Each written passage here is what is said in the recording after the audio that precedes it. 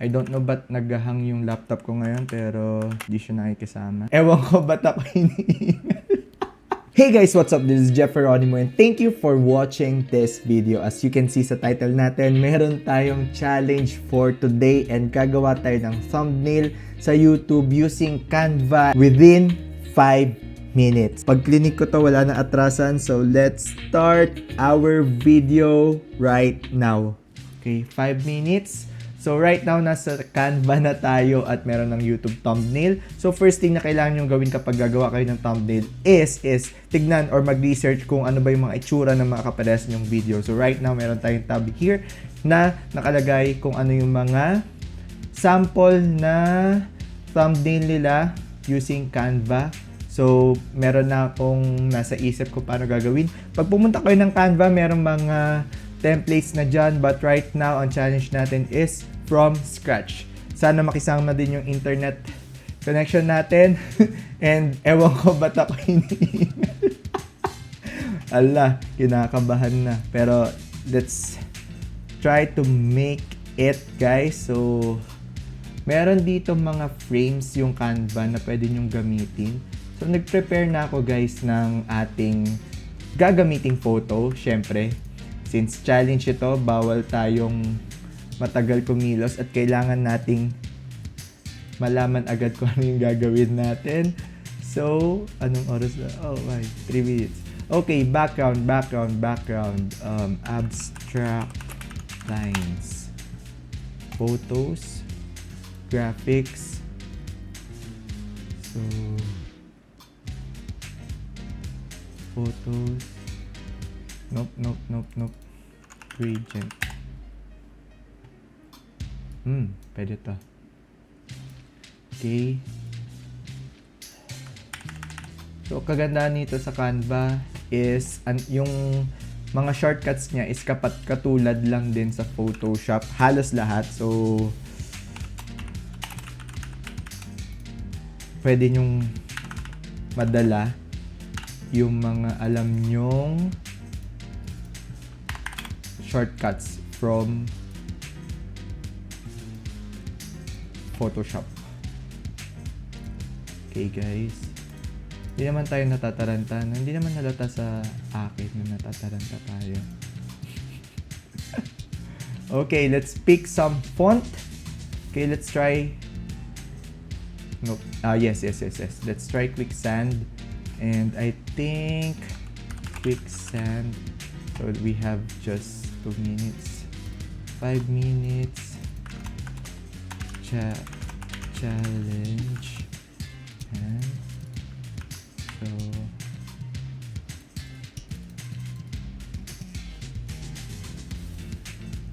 there you go.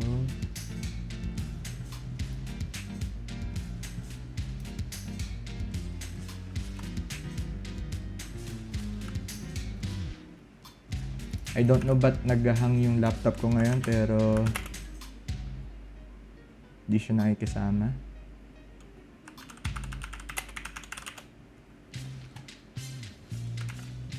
Okay.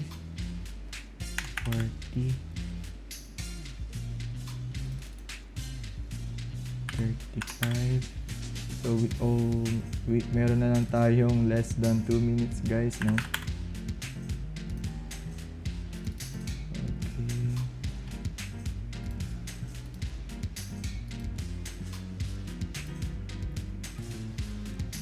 There you have it. Position. Align lang natin, guys. Up. Then na natin center. Then vertically. Nope. Okay, we have less than 1 minute left.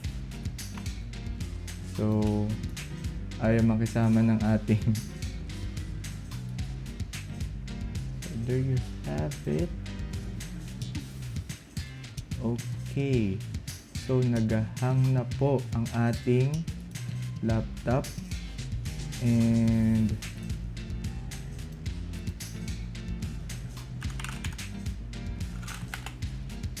we have 35 seconds. So, aabot ba tayo? Ang tanong, aabot ba tayo?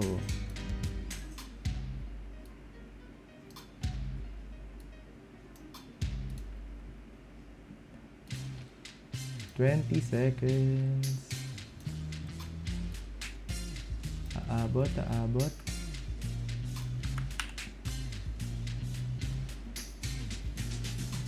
4, 3, 2, 1, and stop. Whew! There you have it, guys. Meron tayong thumbnail na nagawa. Stop na natin siya. Within 5 minutes. So, ganito kaganda yung Canva kasi within 5 minutes, pwede kayong gumawa ng inyong thumbnail. But then again, wag nyo masyadong madaliin yung paggagawa ng thumbnail. Challenge lang natin to for today and tinatry lang natin kung gaano natin kaalam yung Canva. So that's it for today, guys. Thank you for watching this video, and if you want to learn more about photography, videography, editing, and vlogging, consider clicking the subscribe button. And also, if you like this video, this challenge, don't forget to click the like and share button. Also, we do have our Buy Me a Coffee site link in our description box below. So, once again, I'm Geronimo. Thank you for watching this video. See you on my next one. Bye. Peace.